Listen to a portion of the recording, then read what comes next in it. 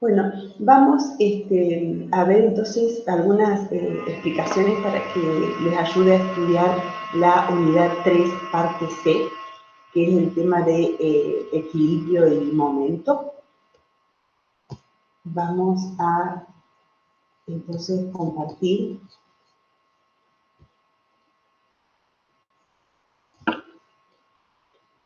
estas diapositivas, que son las que ustedes tienen en el CIAL, pero bueno, sin esta ayuda que espero que les sirva. Bueno, entonces la unidad 3, que como habíamos dicho, la trabajamos en la parte práctica en A, B y C, ¿no? Esta corresponde a la parte C y el tema es estática y equilibrio, y sobre todo hace hincapié en el concepto de momento, que puede ser el que necesiten un poco más de ayuda. Los temas son momento de una fuerza, equilibrio de un cuerpo rígido, centro de gravedad, coordenadas del centro de gravedad, aplicación, determinación del centro de gravedad de un tractor, momento de vuelco de un tractor. Tienen problemas para resolver con esa aplicación, tipos de equilibrio de cuerpos suspendidos y apoyados y las unidades. Bueno, vamos con momento de una fuerza, o también llamado torque. Vamos a tomar este ejemplo, que también lo tienen en el material en PDF que tienen para estudiar, así que los mismos ejemplos los pueden ver un poquito más desarrollados en ese material.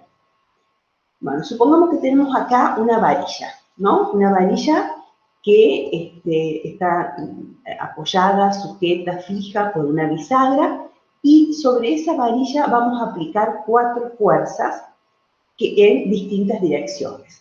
4 fuerzas del mismo módulo, ¿no? Fuerza acá, otra fuerza ahí, otra fuerza en este extremo y otra fuerza acá.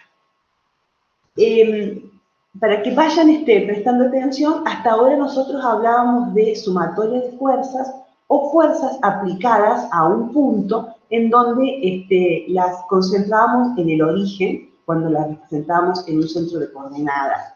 Acá la fuerza está aplicada en un punto de un cuerpo que tiene un extremo medible, un extremo de una longitud determinada, que precisamente por esta longitud va a tener esta fuerza distintos efectos si se aplica en este punto, con esta dirección, si se aplica en el mismo punto pero con otra dirección, o con esta o con esta. Fíjense que acá aparece eso en el concepto de momento. Tengo que identificar una fuerza, pero también tengo que considerar en el punto del cuerpo en el que está aplicada la fuerza. Bueno, supongamos que la fuerza A está aplicada en ese punto. Todos nos podemos dar cuenta que este cuerpo no tendría intenciones, digamos, de girar, de moverse por el efecto de esta fuerza, ¿sí? El hecho de tener un cuerpo unido, fijo en un extremo, esto me está indicando que lo que yo intentaría hacer con esta varilla sería hacerla girar, rotar, ¿no? El momento de una fuerza tiene que ver con ese movimiento, con un desplazamiento, digamos, circular, de giro, de rotación, con un cuerpo en el que está fijo en un extremo. Esta fuerza no generaría ningún movimiento, no haría girar la varilla ni en sentido antihorario ni en sentido horario. Veamos esta fuerza. Esta fuerza ya sí tiene esa dirección, entonces si aplico esta fuerza acá, esta varilla se movería hacia arriba y la podría eventualmente hacer rotar, ¿sí? Alrededor del punto O. O sea, la bisagra, el punto que está acá marcado, es el punto que va a ser el momento de giro, ¿no? En el caso C, también esta fuerza tiene una dirección diferente a esta, pero también sería capaz de hacer girar a la varilla en sentido antihorario. Esta fuerza no, aplicada justo en el punto de la bisagra, no provocaría rotación, ¿verdad? O sea, se entiende eso, ¿no? Entonces, lo que estamos tratando de ver con el tema de momento es cuándo las fuerzas y cuál es su dirección y cuál es su módulo para que sea capaz de provocar en un cuerpo que está sujeto fijo a un punto o alrededor del punto sobre el cual yo quiero analizar el posible movimiento de rotación, provocaría dicho movimiento y a eso le llamamos momento. Bueno, acá lo tenemos un poquito mejor explicado. A ver, en el caso A, se ha aplicado una fuerza cuya dirección pasa por la bisagra. No se percibe movimiento alguno. En el caso B, se ha aplicado la misma fuerza en dirección perpendicular a la misma. El movimiento de rotación de la barra es notorio. En el caso C, se muestra una situación intermedia, el movimiento es más suave que en el caso anterior. Y por el ángulo, ¿no? Y D, la misma fuerza es aplicada en cualquier dirección, pero sobre el punto de giro, entonces no se observa ningún movimiento. Entonces, nos va a servir, bueno, acá tenemos otro ejemplo, ¿no? Como para que terminen de comprender a qué nos referimos cuando hablamos de momento. Por ejemplo, una puerta es una lámina de madera o de metal, de lo que fuera, que puede girar alrededor de 2 puntos o 3, eventualmente, que son las bisagras.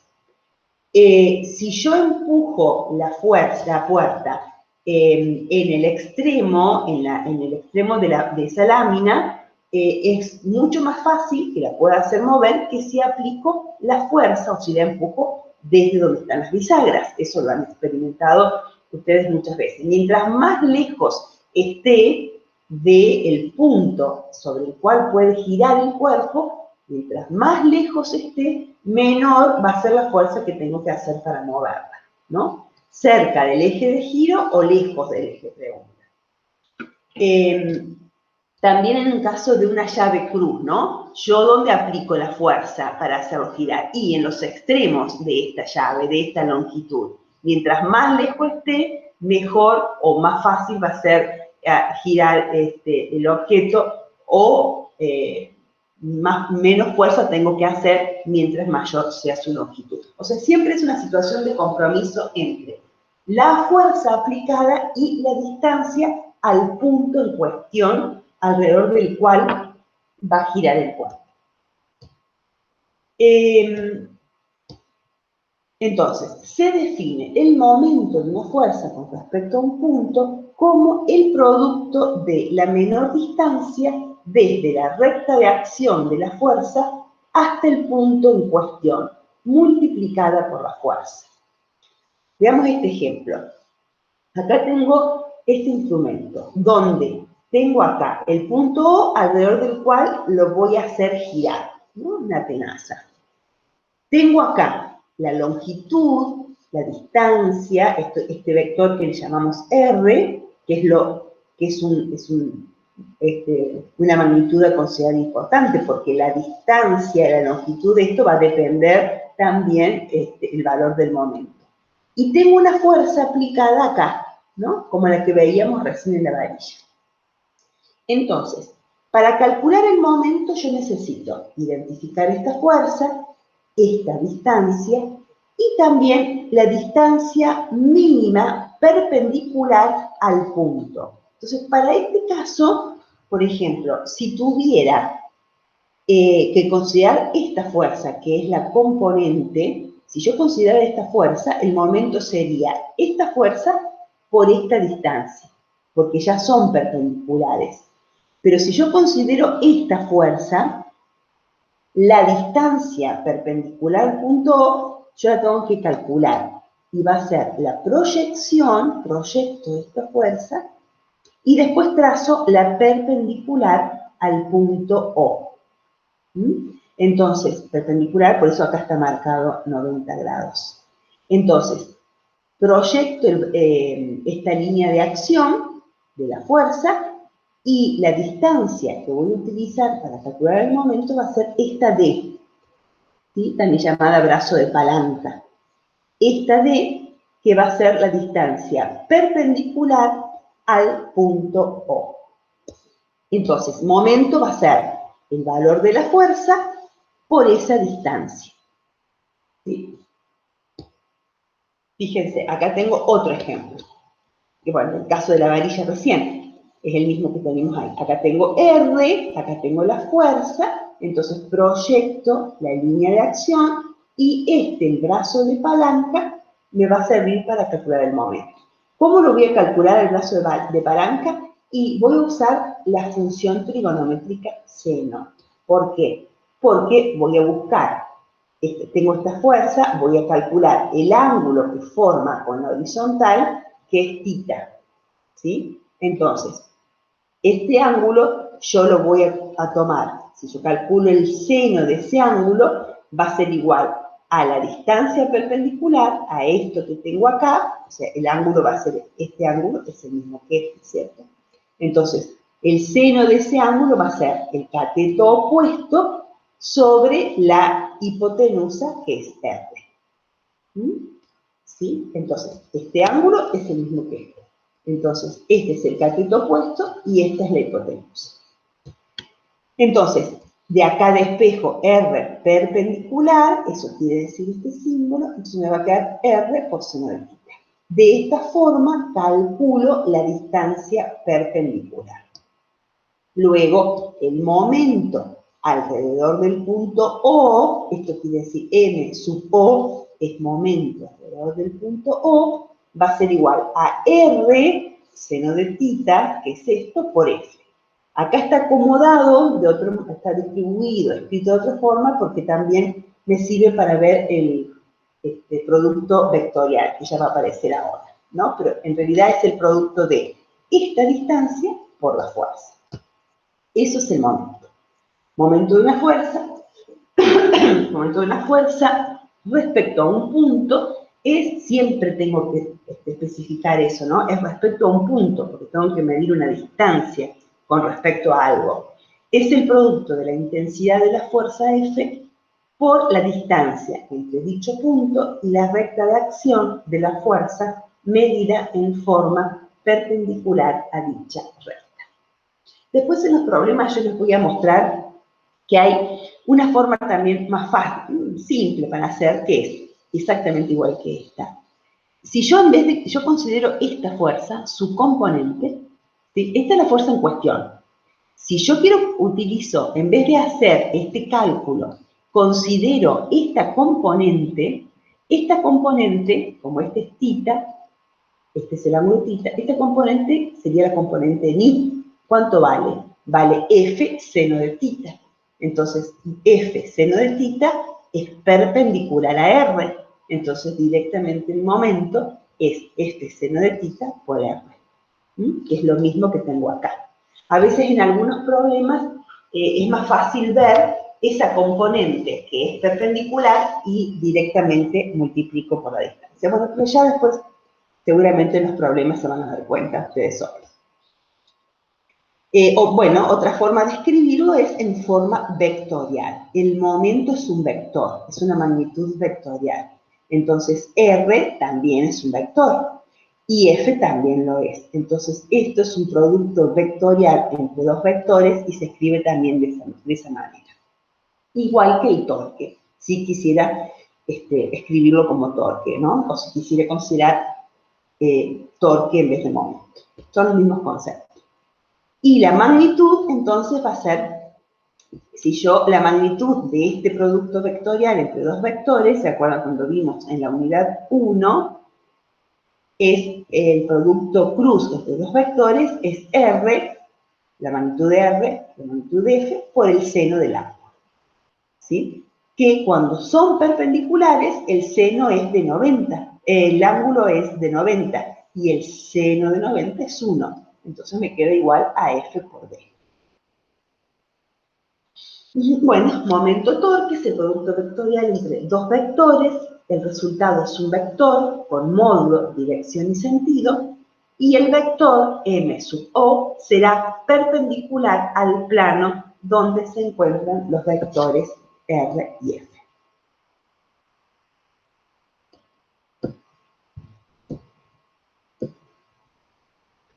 el sentido será saliente, o sea, el sentido, la dirección es perpendicular al plano, ¿no? Y el sentido será saliente o positivo, cuando para rotar desde R hasta F, barriendo el ángulo más pequeño, lo hacemos girando un tornillo rosca derecha en sentido antihorario. Y en caso contrario, será entrante o negativo, ¿no? Es la regla de la mano derecha. Yo no sé si, como yo cuando comparto la presentación, no veo mi cara, pero no sé, por la duda hago el gesto por si lo ven. Si yo hago girar R hacia F y lo hago en este sentido, el pulgar me indica el sentido del vector hacia arriba. Y si fuese en este sentido, es hacia abajo. De todos modos, lo que más usamos nosotros en los problemas es esta otra forma. Una forma práctica para determinar si el momento resultante es positivo o negativo es observando si el cuerpo sobre el cual se aplica la fuerza que genera el momento tiende a rotar a este en sentido horario o antihorario, sobre el punto respecto del cual se ha tomado el mismo. ¿Sí? Si yo al aplicar la fuerza hago girar el cuerpo en sentido horario, entonces decimos que el momento es negativo. Y si lo hago girar en sentido antihorario, es positivo. Bueno, todo eso tiene sentido, todo esto que estamos diciendo, si vamos a considerar un cuerpo rígido. Un cuerpo rígido, a diferencia de un cuerpo puntual, que muchas veces consideramos en la traslación algo que se mueva, el movimiento donde el cuerpo, las dimensiones del cuerpo no tengan importancia, en ese caso hablamos de un cuerpo puntual, una masa puntual. Pero, cuando considero solo traslación. Pero cuando el cuerpo es extenso, es decir, cuando tiene dimensiones que son importantes, y acá lo son porque depende de dónde voy a aplicar la fuerza, entonces hablamos de cuerpo rígido. ¿Sí? Esto es un cuerpo rígido. Tiene una cierta longitud, es una barra, entonces fíjense, si yo aplico una fuerza en este sentido y le aplico otra fuerza en el sentido contrario del mismo valor, cuando hacíamos coincidir todas las fuerzas en un punto, decíamos, bueno, entonces esta se contrarresta con esta, entonces no se mueve, está en reposo, ¿sí? La sumatoria de las fuerzas es cero. Acá, fíjense, como tiene esta longitud del cuerpo rígido, si está actuando esta fuerza y está actuando esta, ¿qué va a hacer el cuerpo? Alrededor del centro va a girar. Esto rotaría, ¿sí? Por efecto de esta fuerza, imagínenlo. Por efecto de esta fuerza, esto gira, esto caería así y rotaría. Entonces, no es suficiente para especificar que un cuerpo esté en reposo o no, decir que la sumatoria de la fuerza es cero. También me tengo que fijar si las sumatorias de los momentos son cero o no. Aplicamos simultáneamente sobre un cuerpo rígido dos fuerzas paralelas, iguales y contrarias, pero separadas, sus rectas de acción, como muestra el dibujo. La resultante de las fuerzas sobre el cuerpo valdrá cero, la resultante de la fuerza, ¿sí? Sin embargo, la experiencia muestra que éste rotará. Ello razón que las mismas no son concurrentes, es decir, no están aplicadas a un mismo punto. Esto implica que el cuerpo no se encontrará en equilibrio. ¿Sí? Entonces, la condición que habíamos impuesto para que una partícula se encontrara en equilibrio era que la sumatoria de las fuerzas sea igual a cero. Esto no es suficiente en el caso de un cuerpo rígido. Necesito también que se cumpla que la sumatoria de los momentos con respecto a cualquier punto generen todas las fuerzas aplicadas sobre el cuerpo también valga cero. ¿Sí? Entonces ahora a la sumatoria de momentos igual a cero, que estuvimos aplicando en la parte A y B de la guía 3, le tenemos que agregar la sumatoria de los momentos igual a cero. Esto es el sistema en equilibrio. Esto se tiene que cumplir para que un sistema esté en equilibrio. Que la sumatoria de las fuerzas sea cero y que la sumatoria de los momentos también. Vamos a ver un ejemplo. Miren, un puente. Acá tengo un puente que está apoyado en A y en B. Y tiene, por supuesto, una reacción producida por el terreno, por una montaña, si fuera un puente colgante, o por cualquier apoyo que tenga. Acá tengo RA, una fuerza hacia arriba que lo sostiene, digamos, ¿no? Que hace de apoyo. Y acá tengo otra RB. ¿Sí? Después tengo un tractor, acá en esta parte del puente, con su peso, WT. Y acá tengo representado el peso del puente, WP, el peso del puente. Y lo pongo en el medio porque se supone, o por lo menos vamos a considerarlo, que es un puente uniforme, ¿no? Entonces, su masa, su peso, perdón, está considerado en el centro. Ese es el centro de gravedad, ya lo vamos a ver un poquito ahora más adelante.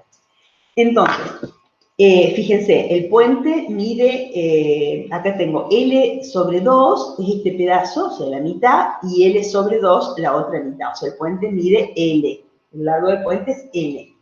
Y acá lo tengo dividido en 2, porque en L sobre 4, o en L, acá tengo medio, y acá 1 más 3/4 de L, si lo mido desde acá, tengo el tractor.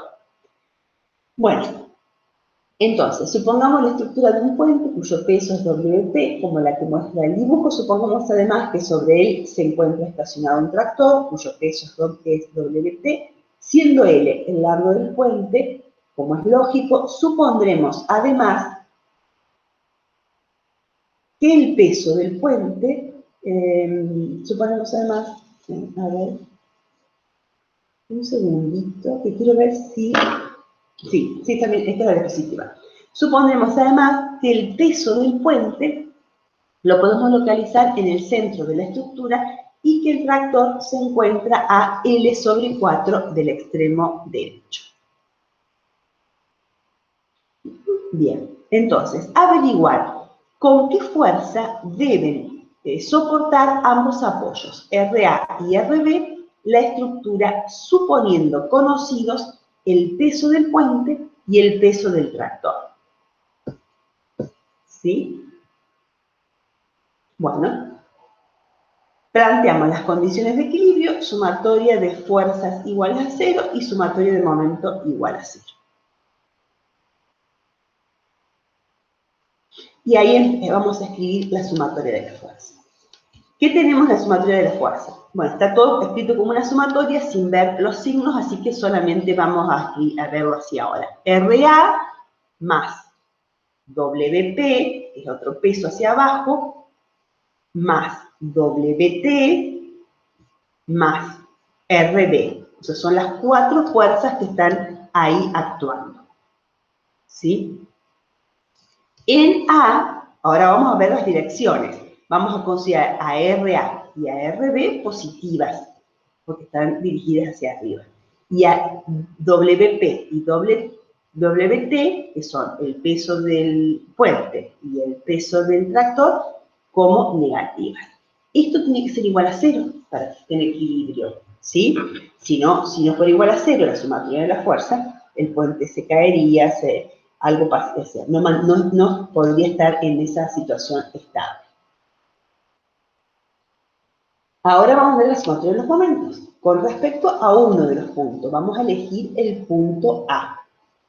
Entonces, el momento alrededor del punto A va a ser, acuérdense, acá no tengo que sumar solo fuerzas, sino que tengo que sumar fuerzas y la distancia perpendicular al punto.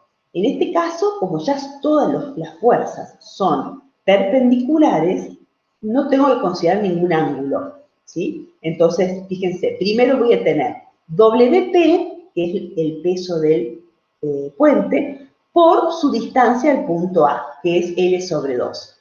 Y con signo negativo, porque esta fuerza haría girar al puente hacia abajo, o sea, giraría en sentido horario. Entonces es negativo.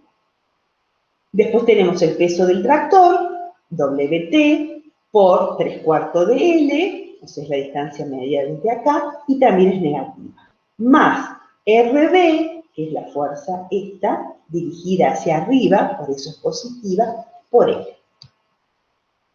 Resuelvo esto, que se puede resolver matemáticamente, y me va a quedar que, y despejo RB, ¿no? Porque acuérdense que estoy buscando los apoyos, RA y RB. Entonces, de esta ecuación voy a despejar RB. Bueno, acá tengo los valores. El peso del puente son 50 toneladas, el peso del tractor 8 toneladas y el largo del puente 20 metros, reemplazando, entonces me queda que RB es de 31 toneladas. Entonces, ahora me vuelvo a la ecuación que había escrito antes de la sumatoria de las fuerzas, donde de ahí voy a despejar RA, porque ahora conozco RB. RB es lo que calculé recién, WP y WT lo tengo y lo resuelvo. O sea, es el mismo caso que estuvimos haciendo en la parte A y B. Dos ecuaciones con dos incógnitas. De la ecuación de sumatoria de momentos, despejé RB. Y de la sumatoria de fuerzas, despejé RA. ¿Sí? Entonces, bueno, ahora eso ya está. Ahora, podría yo, todo el cálculo que hicimos, lo hicimos considerando el punto de giro A. Ahora podría hacer exactamente lo mismo desde el punto B, ¿sí? Y voy a obtener el mismo resultado. Eso me tiene que dar exactamente igual. Eso es para demostrar que es lo mismo haber elegido este punto o este otro. Lo que importa es la fuerza que yo considere y su distancia a ese punto. Bueno, y ahora vamos a ver centro de gravedad. Un segundito que yo quiero dejar de compartir acá para ver.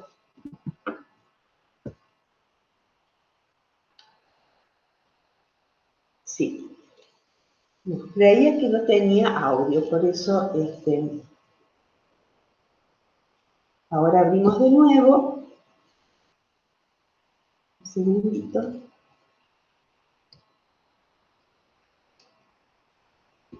Y seguimos. Bueno, ahora vamos a ver centro de gravedad.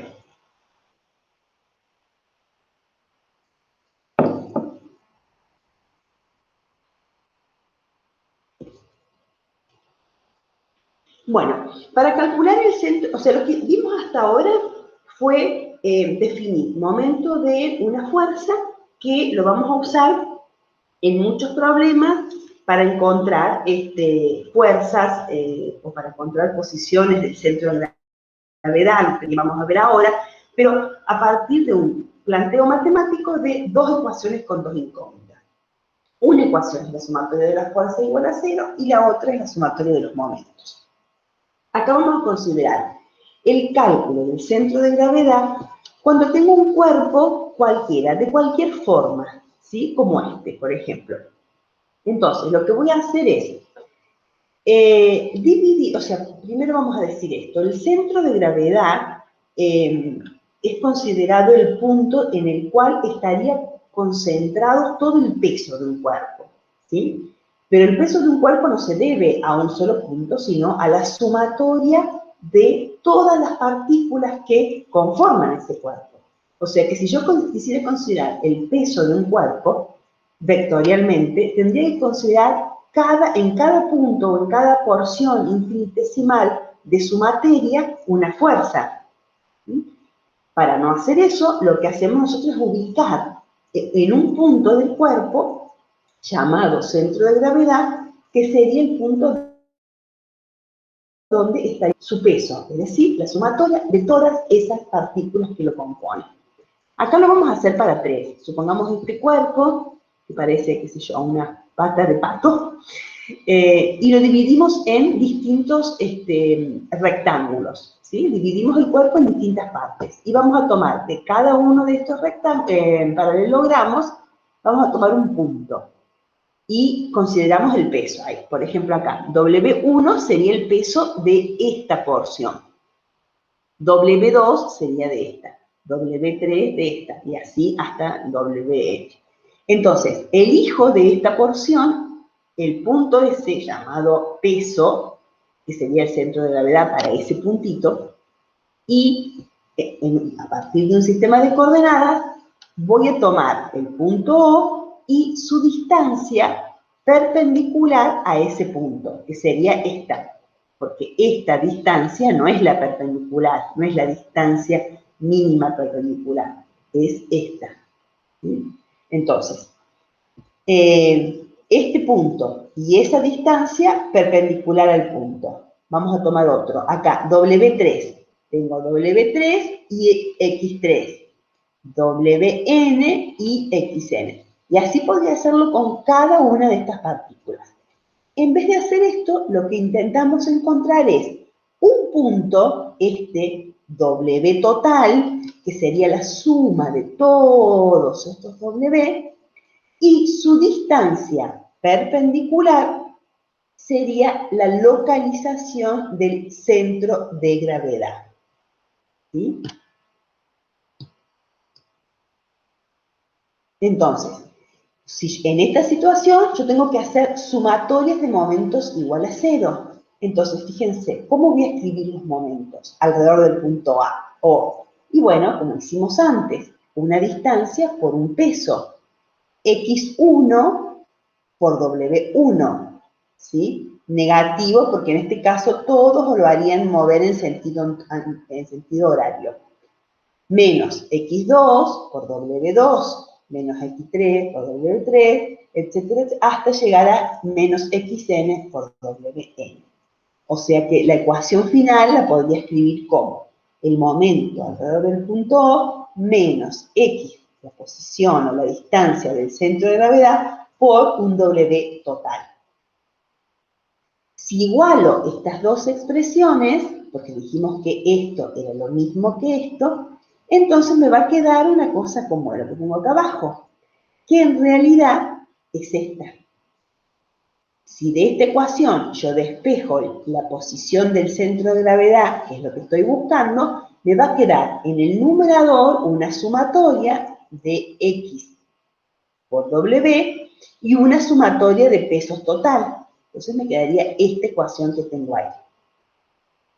A ver, espero que me pase muy rápido. ¿Sí? Ahora sí, voy a tapar esto para que... No sé si ustedes lo tapan. Sí, ahí está. Entonces me queda la expresión para localizar el centro de gravedad en un cuerpo de cualquier forma. Yo tengo que hacer una división infinitesimal de ese cuerpo para poder conseguir el producto entre posición y peso. Pero en realidad eso es una sumatoria de ese producto dividido la masa total. Entonces, el centro de gravedad, ya si no lo escribo en forma infinitesimal, yo puedo tener una cosa como esta, que sería un caso más real. Fíjense, acá tengo un tractor, acá tengo un peso localizado en el eje trasero y acá tengo un peso localizado en el eje delantero. A ver si tengo las letras. Creo que sí. Sí, ahí está. W1 va a ser el peso en el tren trasero y W2 en el tren delantero. Y L es la distancia que separa esos dos trenes. Entonces, sería el eje del tractor, ¿verdad? Voy a suponer, para poder calcular el centro de gravedad, es decir, dónde está ubicado el centro de gravedad, lo voy a considerar a partir del punto O. Fíjense, el centro de gravedad no va a estar en el medio. ¿Por qué? Porque hay mucho más peso en la parte de atrás. Entonces, el centro de gravedad va a estar más próximo al tren trasero, que es lo que acá está dibujado. ¿Sí? Entonces, voy a escribir acá, la posición para el centro de gravedad va a ser, en el numerador, el producto de X1 por W1. ¿Sí? Más X2 por W2, que en este caso directamente me va a quedar como L por W2. ¿Por qué? Porque yo voy a poner momento de giro acá. Entonces, W1 no va a ser momento en este punto, porque estoy justo en el punto donde está aplicada esta fuerza. Acuérdense del ejemplo de la varilla. Acá el momento va a ser 0 para W1. Entonces solamente me va a quedar haciendo momento el tren delantero, que va a ser W2 por L. W2 por L sobre W total, ¿sí? Que va a ser siempre la suma de W1 y W2. De esa forma, con esta fórmula, yo calculo la posición del centro de gravedad de un tractor.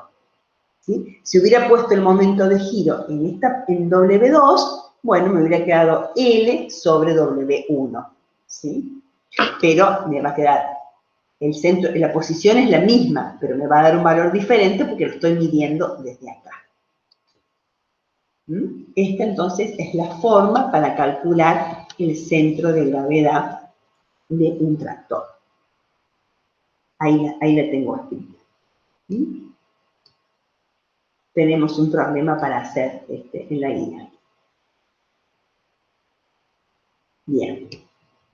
Bueno, y ahora vamos a ver tipos de equilibrio.